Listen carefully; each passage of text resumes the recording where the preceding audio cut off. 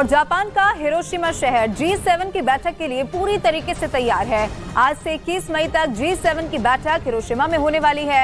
इस मीटिंग में शामिल होने के लिए इटली की प्रधानमंत्री हिरोशिमा पहुंच चुकी हैं। प्रधानमंत्री नरेंद्र मोदी आज सुबह करीब 9:15 बजे का वो वक्त होगा जब हिरोशिमा के लिए रवाना हो जाएंगे। भारत G7 की बैठक में क्षेत्रीय स्थिरता, विश्व शांति, फूड सिक्योरिटी, इसके अलावा जलवायु परिवर्तन पर बात करेगा। वहीं G7 के मुख्य एजेंडे में यूक्रेन युद्ध और कोविड के बाद बदलता वर्ल्ड ऑर्डर भी रहेगा। वहीं G8 के देश फ्री इंडो पैसिफिक, परमाणु निरस्त्रीकरण और साथ ही अप्रसार, जलवायु परिवर्तन और फूड सिक्योरिटी पर भी बात करेंगे। ऑस्ट्रेलिया में होने वाली क्वाड की मीटिंग रद्द हो चुकी है। अब ऐसे में कोशिश ये की जा रही है कि हिरोशिमा में ही क्वाड देश ये मीटिंग कर सके। क्वाड में अमेरिका, ऑस्ट्रेलिया, जापान और इंडिया शामिल है।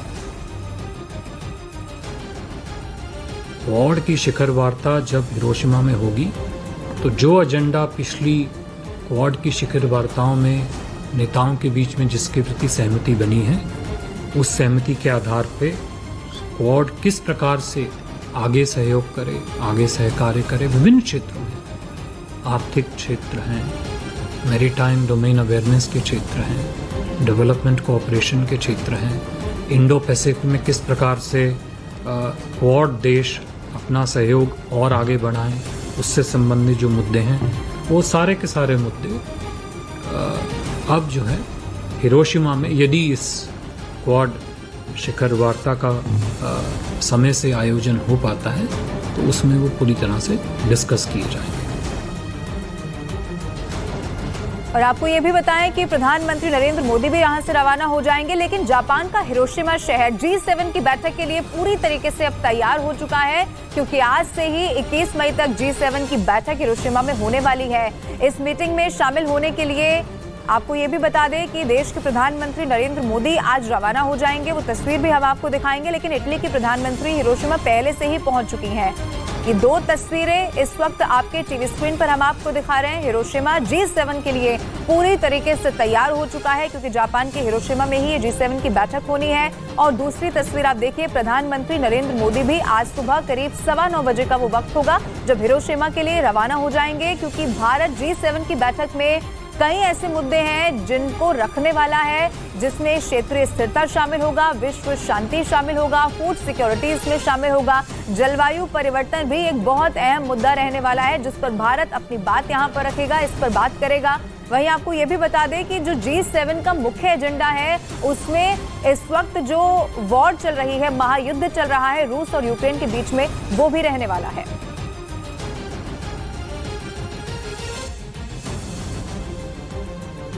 और प्रधानमंत्री नरेंद्र मोदी भी आज सुबह करीब 9:15 बजे का वो वक्त होगा जब G7 की मीटिंग के लिए रवाना हो जाएंगे। वो करीब 4:30 बजे जापान के हिरोशिमा पहुंच जाएंगे। प्रधानमंत्री नरेंद्र मोदी की जापान के साथ द्विपक्षीय बातचीत भी यहां पर होने वाली है।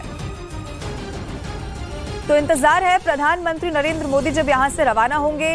ये अहम तस्वीरें भी हम आपको वहां से जो सामने आएंगी वो दिखाएंगे, लेकिन दो तस्वीरें इस वक्त आपके टीवी स्क्रीन पर आपको दिखा रहे हैं। हिरोशिमा चूंकि G7 के लिए पूरी तरीके से तैयार है, और वो तस्वीर जिसका इंतजार है जब प्रधानमंत्री नरेंद्र मोदी भारत से रवाना हो जाएंगे। और बताया ये जा रहा है कि सुबह करीब 9, 9:15 बजे का वो वक्त होगा जब देश के प्रधानमंत्री नरेंद्र मोदी यहाँ से रवाना होंगे। तो ये बड़ी खबर आपको लगातार बता रहे हैं, और भारत के लिहाज से ये G7 बहुत खास होने वाला है। बहुत सारे ऐसे मुद्दे रहेंगे जिन पर भारत अपनी बात रखेगा। और हिरोशिमा में न्यूज़ 18 की टीम भी मौजूद है, जो आप तक पल पल की खबर पहुंचा रही है। इस बीच न्यूज़ 18 ने वहां के लोगों से बात की है, जिसमें उन्होंने अपना दुख भी बयां किया है। इनको क्या याद है उस दिन के बारे में जब ये एटॉमिक ब्लास्ट हुआ था? 建物の中におりましたので इनका कहने का है कि जब मैं 3 साल का था, जब घर के अंदर था मैं, और जब ये बम ब्लास्ट हुआ तो उस समय एकदम से धुआं अंदर आया काफ़ी, और गर्मी होने लगी और लोगों के शरीर में ऐसे खुजली टाइप यानी होने लगा, और उसके वजह से क्या हुआ कि बॉडी बर्न ज़्यादा हीटेड बढ़ गई, बुखार जैसा होने लगा सबको। और जो थोड़ी देर के बाद में जब ये लोग बाहर निकले हैं तो जो जिस घर में रह रहे थे सब ये लोग, तो ये घर पूरे टूट चुके थे, गिर गए, तुरंत गिर गए। तो ये उन्होंने उस समय का ये देखा हुआ मंजर है इनका।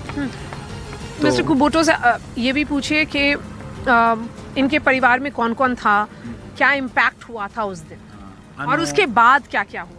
父と母と母と兄と兄とからおばあさんおばあさんはい भाई।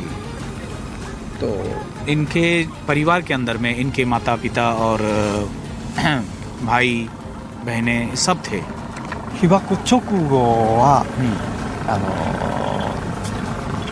जब ऐसा हादसा हुआ इनके पास रहने के लिए घर नहीं था, तो ये पास के जो यहाँ पे एक सिटी है छोटी, ये सब के सब यहाँ से जितने भी जो हुए थे, जो बेघर हो गए थे और जो थे वो सारे के सारे उस सिटी में चले गए, रिलीफ कैंप टाइप, तो वो वहाँ रहने लग गए।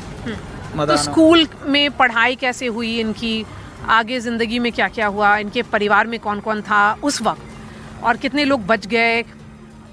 引っ越し時にがまた勉強がどういうやってますか。またそういう時間で亡くなったの人が家で誰やったですか。8月6日は、はい私の兄が学校に、जब इनके जो भाई थे वो स्कूल गए हुए थे उस समय जब बम गिरा तो उनकी टांग नहीं थी, यानी टांग कट चुकी थी। और तो इनके जो भाई स्कूल में थे, बड़े भाई, तो उनका जो पैर था वो नहीं रहा, एक पैर ही यानी हो गया था ऐसा इनका। हाशी काないですね。とまた父が亡くなったですか。父は市内に市内に行って勤めに出ている。 इनके पिताजी यानी उस समय जब बम गिरा तो इनके पिताजी काफ़ी यानी हाफ इनकी जो बॉडी थी वो काफ़ी डैमेज हो चुकी थी, जल चुके थे काफ़ी वो, और उस समय वो नहीं रह पाए, वो यानी एक्सपायर हो गए। He could not survive. Ukraine की सेना के ओदेसा के पास काला सागर में मिलिट्री ड्रिल से रूस और ज्यादा भड़क गया। यूक्रेन के मीडिया के मुताबिक पुतिन की फौज ने ओदेसा में मिसाइलों की बारिश कर दी, जिसकी वजह से एक आदमी की मौत हो गई जबकि 2 लोग घायल भी हो गए। एक दिन पहले ही काला सागर में जंग का अभ्यास कर यूक्रेन ने यह संदेश देने की कोशिश की थी कि वो क्राइमिया पर बड़े हमले की तैयारी में है, लेकिन उससे रूस को आंखें दिखाने का दांव उल्टा पड़ गया, क्योंकि यूक्रेन के मीडिया के मुताबिक रूसी सेना ने ओदेसा में आसमानी हमले और ज्यादा तेज कर दिए। यूक्रेन ने आरोप लगाया कि रूस की तरफ से रिहायशी इलाकों में भी मिसाइलें दागी गईं। खबर के मुताबिक ओदेसा में रूस के हमलों से बचने के लिए रात में सायरन भी बजाए गए। यूक्रेन का दावा है कि रूस अब उसके कई शहरों में भीषण हमले कर रहा है।